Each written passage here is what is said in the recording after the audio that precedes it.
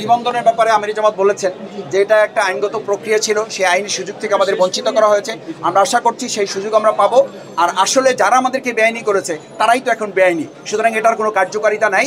এবং এই কার্যকারিতা নিয়ে জামাত ইসলামী চিন্তাও করেন, দেশের জনগণ এটা নিয়ে ভাবে না। জনগণ ভাবে, জনগণ, জামাত ইসলামী জনগণের সংগঠন ছিল, জনগণের সংগঠন আছে, জনগণের রায় আগামী দিনে এই জামাত ইসলামী জনগণের পাশে থেকে আবারও কাজ করবে ইনশাআল্লাহ।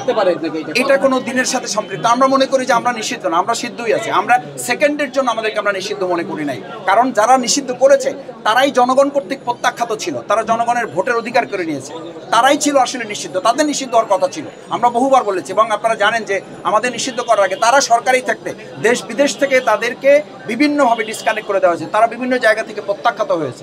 সুতরাং তাদের নৈতিক অধিকারই নাই আমাদেরকে নির্বাহী আদেশে নিষিদ্ধ করার। সুতরাং আমরা নিষিদ্ধ আসি বা ছিলাম এটা আমরা মনেই করি না। যখন যেটা সুযোগ এসছে আমিরে জামাত আহ্বান জানিয়েছিলেন এবং এদেশের জনগণ আহ্বান জানিয়েছিলেন, বিভিন্ন দল মতের পক্ষ থেকে আহ্বান জানিয়েছে, শ্রেণী মতের পেশার শিল্পী সমাজ সবাই আহ্বান জানিয়েছিলেন।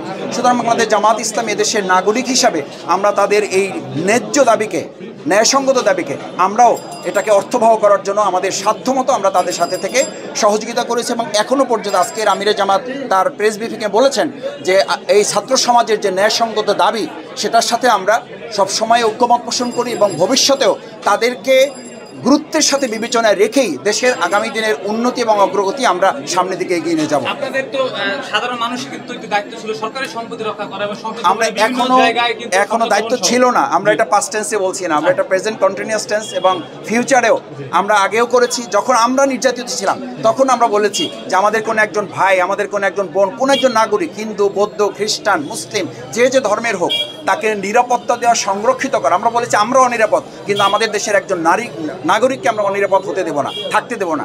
আমরা বলেছি আমরা অরক্ষিত, কিন্তু আমরা এই দেশকে অরক্ষিত হতে দেবো না। আমরা অরক্ষিত থেকেই আমরা এই দেশকে সংরক্ষিত রেখেছি। সুতরাং এখন এই সময় আমরা আমাদের কোনো একজন ভাই বোন, আমাদের কোনো ভিন্ন ধর্মাবলম্বী কাউকেই আমরা আঘাতপ্রাপ্ত হতে দেবো না। জামাত ইসলাম, ইসলামী ছাত্র শিবিরের সর্বস্তরের নেতা কর্মীদেরকে সংশ্লিষ্ট প্রশাসনের সাথে এবং দলমত নির্বিশেষে সবার সাথে সমন্বয় করেই এই ক্ষেত্রে তীব্র প্রতিরোধ গড়ে তোলে এই সমস্ত ন্যাক্কারজনক যে ভূমিকা, দুর্বৃত্তায়ন যারা করছে, ভাঙচুর যারা করছেন, সরকারি সম্পত্তি, ব্যক্তিগত, দলীয় এবং আমাদের বিভিন্ন পর্যায়ের লোকদেরকে যারা, বিশেষ করে ভিন্ন ধর্মাবলম্বী যাদেরকে আঘাত করছেন বা করার ষড়যন্ত্র যারা করছেন, কেউ কেউ নেপথ্য থেকে একটা ষড়যন্ত্র করছেন। আমরা এই ষড়যন্ত্র মোকাবেলা করার জন্য আমরা আমাদের সংশ্লিষ্ট নেতাকর্মী এবং প্রশাসন যারা আছেন তাদের সাথে সমন্বিতভাবে কাজ করার জন্য বেশ কয়েক দফা নির্দেশনা দেওয়া হয়েছে। আজকের প্রেস ব্রিফিং থেকে আমিরে জামাত নির্দেশনা দিয়েছেন।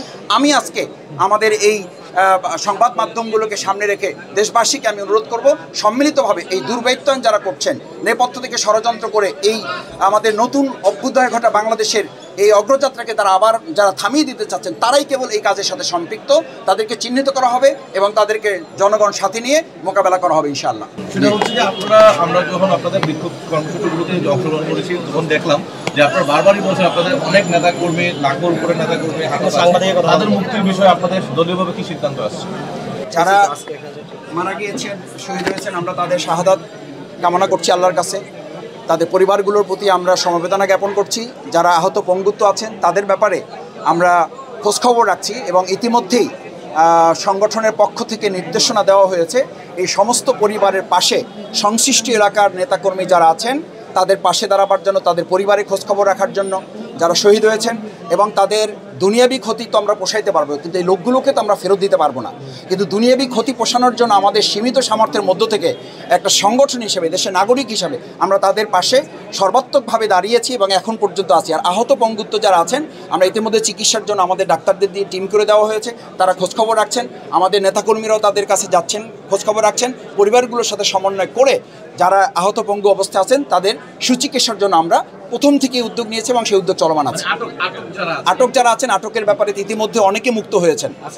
আপনারা জানেন যে আমাদের শহীদ কাফেলা বাংলাদেশ জামাত ইসলামী আমিরে জামাতের সাথে রাষ্ট্রপতির যেখানে মিটিং হয়েছে, সেখানে এটা একটা স্পেশাল কন্ডিশন ওখানে আলোচনা হয়েছে, স্পেশাল এজেন্ডা ছিল। সেখানে বলা হয়েছে যে এই মাসের মধ্যে এই আন্দোলনের সাথে সম্পৃক্ত হয়ে যারা গ্রেপ্তার হয়েছেন তাদেরকে দ্রুত সময়ের মধ্যে, অনেকের কার্যকর আজকে থেকে অনেকে জামিন হয়ে গেছে, আশা করি যে আজকে কালকের মধ্যেই তারা মুক্ত হয়ে যাবেন ইনশাআল্লাহ।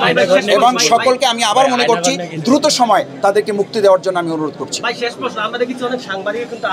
সাংবাদিক যারা আহত হয়েছেন, আমরা বহুবার বলেছি গণমাধ্যমকে তারা গলা টিপে হত্যা করেছে এই খুনি হাসিনা সরকার।